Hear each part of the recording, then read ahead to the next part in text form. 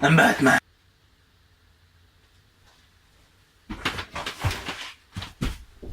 Ah merde. Salut à tous, lui c'est Kei. et moi c'est Sean. Bienvenue sur Heroes Universe.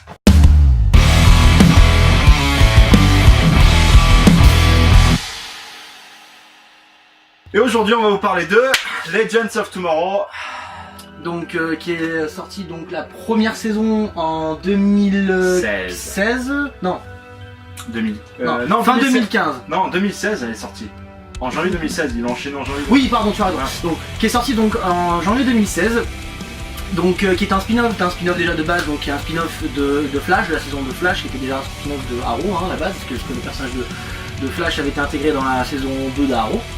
Et donc voilà, donc qui intègre donc des personnages qui sont on va dire un petit peu tierces de chaque série, donc de Arrow, de Flash, et qui ont été intégrés dans chaque épisode des saisons qui sont sorties par la suite. Donc qu'est-ce qu'on peut en dire déjà donc de la série en général, on va vite fait revenir dessus, donc Génial. c'est une bonne série. Ouais. Saison 1, bien des bons personnages intégrés de base, bonne cohésion entre les personnages et même entre les acteurs, les jeux d'acteurs qui sont très bons aussi. Première saison qui se prend pas au sérieux je pense. Intégration de certains méchants anti-héros Disons que intégration de Vandal Savage qui était apparu dans la saison 3 ou 4 de Arrow. C'est ça, et saison 2 de Flash. Et saison 2 de... Ah bon Oui, parce qu'en fait il est apparu au spin-off. Ah oui, c'est vrai. Au crossover en Au fait. crossover, exact. Parce qu'il y a même Ant-Man et Ant-Man. Oui, puisqu'ils forment la team qui vont partir... Ok. Merde. Donc on a été à... On a pas vu. Non, t'as dit que t'étais en train de dire qu'il y avait... Donc intégration de Vandal Savage pour la saison 1. Saison 2, là, génial, on récupère 3 méchants, 3 Ouais, gros très méchants méchant, de Arrow et de Flash. Donc on récupère le Nega Flash qui est Eobard Thawne. On récupère Damien Dark de Arrow et aussi Malcolm Merlyn de Arrow qui forme la League of Dooms. Et saison 3 qui est... Très bonne, Ouais. très bonne. Nouveaux personnages intégrés, Ouais. nouvelles histoires, recherche de background de certains autres personnages, des petits clins d'œil même aux autres séries. Bien sûr. Voilà, bon, Clin c'est d'œil normal, clin d'œil sur la vie en général aussi, hein. Exactement. Dans les derniers épisodes on avait un clin d'œil sur Barack Obama carrément quoi. qui est sympa du Ouais, qui est pas mal du super tout, ouais. sympa, hein, ouais, bien sûr, carrément. quoi. Après voilà, donc l'équipe qui a été renouvelée. Alors dans chaque première saison, il y avait une équipe donc de base qui était donc Sarah Hines qui joue de White Canary. Donc, On va peut-être donner juste les noms des super-héros, Voilà. ça va très bien. Dans les codenames c'était White Canary, c'est ça. Il y a eu Atom, Atom, Firestorm ouais. Cat and Gold, Heatwave, et le duo des Hawks. c'est ça. Ant-Man et Ant-Girl, Voilà. avec comme capitaine Rip Hunter. Rip Hunter, ouais, qui était teasé dans Flash saison 2. Un. Saison 1, oui. Saison exact. 1, à la fin de la saison 1, quand Ebo Arston en parle en disant que c'était un Des shérif voyages dans le temps. de Oui, c'est un time cop, voilà, il fait en sorte que l'univers reste en place, etc. le temps reste. Ouais, voilà, exactement. Et c'est le thème de la série, c'est de aller dans le temps et réparer les anachronismes causés par telle ou telle personne qui souhaiterait changer le passé ou malveillance, pour que tout reste tel quel et qu'il n'y ait pas de problème Voilà. de futur ou quoi que ce soit. C'est ça. Et c'est leur mission au fur et à mesure des épisodes, plus des missions secondaires avec leur background un peu personnel, etc. Donc ensuite l'équipe échange puisque Hawkgirl et Hawkman s'en vont à la fin de la saison 2. Exact. Donc à la fin de la saison 1, pardon. Donc on arrive à la saison 2, donc saison 2, intégration du personnage de Nate, qui est en fait le petit-fils d'un des fondateurs de la GSA, la Justice Society America. ouais, Society of America. Donc qui son pouvoir c'est de pouvoir en fait c'est Colossus version d'ici hein. C'est ça. Il y a en fait de base dans la série, donc ils intègrent une maladie qu'il a, donc ce qui est ce qu'on appelle les trémophiles, c'est-à-dire quand il se coupe, il perd énormément de sang. Ouais. Et en fait en essayant de le soigner avec un produit, en fait il le rend beaucoup plus fort et il peut donc recouvrir tout son corps de métal, d'un certain métal qui est hyper résistant. Donc il va à leur rencontre avec son ancienne maladie qui était que quand il se blessait, il pouvait mourir rapidement. À contrario qu'aujourd'hui il peut pas être blessé parce qu'il a une peau hyper résistante. Tout à fait. Donc intégration de ce personnage dans la série, qui est très bien intégré. Intégration aussi de Vixen, mais la grand-mère, Voilà. de celle qu'on avait vue dans Arrow saison 4. C'est ça. Donc c'est sa grand-mère qui fait partie aussi de la GSA.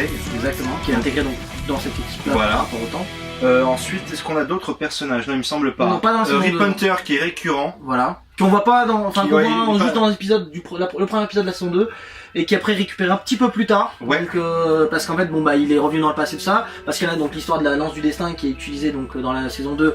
Parce que dans la League of Doom, il y a Ebo Arston qui est mort, normalement qui est censé être mort. Donc l'intrigue de la saison 2 qui était la lance du destin avec la League of Doom qui est je pense le dernier bon épisode dans la saison 2 qui était sympa. Faut savoir que voilà, dans la League of Doom, on a en fait, ils cherchent à réécrire l'histoire, la réalité, avec la lance du destin qui est la lance par laquelle a été transpercé Jésus, qui est en fait un artefact très puissant dans l'univers des comics. Donc on a ça, en sachant que, je reviens un peu en arrière, Captain Cold meurt à la fin de saison 1 et là il revient en récurrent, c'est la version précédente avant qu'il parte avec les Legends of Tomorrow, c'est ça. Donc qui est récupéré ici en tant que méchant pour la fin de saison 2. Exact. Et donc on arrive à la saison 3, et là la saison 3 carrément encore rajout de casting, on enlève aussi certains personnages. Exact. Mais waouh! Très bonne saison. Très bonne saison. Donc pareil, on garde tout le bon état d'esprit des anciennes saisons. Il y a la bonne cohérence entre chaque personnage, la cohésion, leur dialogue, etc. Je trouve que ça fait mouche à chaque fois. Ouais. L'humour est très bon. Réutilisation de certains personnages, comme les méchants, certains méchants qu'on a des anciens. Oui, on récupère encore Damien Dark, mais là encore, c'est quelque chose d'intelligent. Parce que moi je me suis dit, mince, on le voit à toutes les sauces. On le voyait sur 2 épisodes dans la saison 1, puisqu'il fait partie aussi du passé de l'univers d'ici. On le revoit en méchant principal saison 2 et là de nouveau en méchant principal saison 3. Je me suis dit mais pourquoi? Et en fait arrivé à 2-3 épisodes après le début, on voit sa fille version adulte. Et c'est là qu'on se souvient qu'à la fin de la saison 4, lui il est mort, sa femme est morte, mais sa fille est toujours vivante. Exactement, quoi. Ouais. Donc réutilisation d'un bon personnage. Ouais, encore une fois, c'est super bien fait. Là, intégration du personnage d'Isis, une actrice incroyable. Exactement, qui est très bonne. C'est mon coup de cœur de cette saison-là, c'est cette actrice-là. Elle est talentueuse, elle joue super bien, elle parle hyper bien anglais parce qu'elle n'est pas anglaise, elle est indienne. C'est ça. Physiquement, elle est très jolie, c'est une jolie actrice, elle passe super bien. Franchement, honnêtement, on pouvait pas tomber mieux pour incarner le personnage d'Isis, quoi. Je suis d'accord avec toi. Ouais. Après voilà, donc derrière on perd donc certains personnages donc, qui avaient été intégrés dans la saison 1, donc Firestorm, où le professeur Stein meurt. Ah oui, il meurt pendant le crossover milieu de saison donc Jax qui formait donc l'entité avec le Dr Stein qui est dans l'entité Firestorm, boit une potion pour pouvoir vivre sans avoir besoin d'avoir un personnage pour pouvoir faire la fusion de Firestorm. Et rester cohérent au niveau moléculaire. Ouais. Voilà, et pourra pas se désintégrer ou faire une fusion nucléaire. Et donc départ de ce personnage là et intégration donc, de Wally West, très bon Kid Flash bien sûr. Un speedster qui rentre dans l'univers de Legends of Tomorrow, je trouve que c'est une très bonne idée. L'acteur très bon. D'autant plus qu'il commençait à se souffler sur la saison 3 de Flash, saison 4 il était récurrent. C'est ça. Et donc qui a un départ donc, de la saison 3 de Flash, intégration dans la saison 4 de Flash, un départ de la saison 4 de Flash, intégration dans la saison 3 de Legends of Tomorrow. Je trouve que le personnage a sa place. Ouais. Et je pense que ça sera que du plus pour la suite, s'il continue à l'utiliser pour les prochaines saisons. Donc voilà. Et à la fin et intégration en récurrent, parce que très important, puisque le méchant est un démon, et donc ça concerne la magie, expert en magie noire. John Constantine. Et là, il a eu droit à sa série. Malheureusement, les gens n'étaient pas au rendez-vous pour la première saison. C'est ça. Mais clairement, moi j'adore cet acteur. Il incarne exactement le personnage qu'il y a dans les comics, l'état d'esprit du personnage, un peu baroudeur, un peu voilà. Le seul petit bémol, c'est qu'on voit pas que sa clope, c'est censé être un tic récurrent du personnage. Dans sa série, on le voyait beaucoup, mais là non. Bon, c'est parce que c'est un petit peu plus, on va dire, édulcoré. Ouais. Mais l'acteur est juste très bon, quoi. Il incarne exactement le personnage. Physiquement, le jeu d'acteur est très bon. Et l'accent british. Exactement, parce que Josh Constantine est anglais de base. Il est pas américain comme dans le film avec Keanu Reeves. Et moi, je trouve que le personnage est très bien intégré dans la saison, dans cette saison-là. J'espère qu'il sera récupéré pour les prochaines saisons. Parce que je trouve que c'était pas mérité que dans la saison 1 que la saison 1 soit pas renouvelée, parce que je trouve que là elle était très sympa. On avait un pan de l'univers d'ici qui était bien utilisé. C'est le problème des premières saisons, c'est que ça démarre lentement, il faut mettre l'univers en place et les gens ne sont plus patients aujourd'hui. C'est ça, ils veulent quelque chose de vite, et comme ils ont déjà d'autres trucs avant, donc que ça soit Arrow ou autre, ils disent voilà. Et d'ailleurs le personnage avait été intégré dans Arrow, et je trouve qu'il fait le taf aussi, qu'il faisait le taf aussi. Ouais. Donc voilà, je pense que ça va être du très bon pour la suite. Pour nous, de toute façon, on l'a déjà dit avant, c'est pour nous la meilleure série d'ici CW. C'est Legends of Tomorrow. Il faut pas oublier de dire qu'à la fin de la saison, on a de nouveau le personnage de Constantine qui réapparaît. Exact. Parce que à la suite du fait d'avoir libéré Malus, le méchant principal, pour le tuer, parce que c'était seulement le tuer, il fallait le libérer de sa prison. Ils ont libéré d'autres choses parce que c'était un univers dans un univers. Et là, il débarque à la fin de l'épisode avec une tête de dragon, quoi, carrément. Quoi. C'est juste énorme. C'est pur personnage, quoi.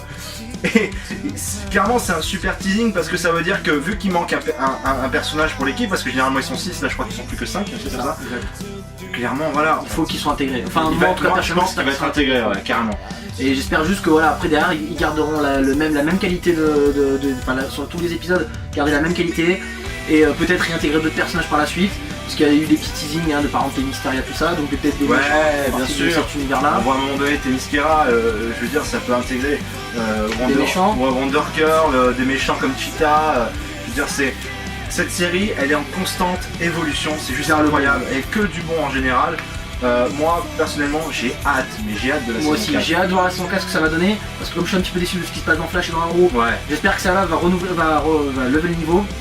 Et puis surtout ce qui va intégrer aussi les prochains crossovers, parce qu'on fera une vidéo sur les crossovers qu'il y a eu donc depuis le début de l'univers CW/DC, qui sont juste excellents.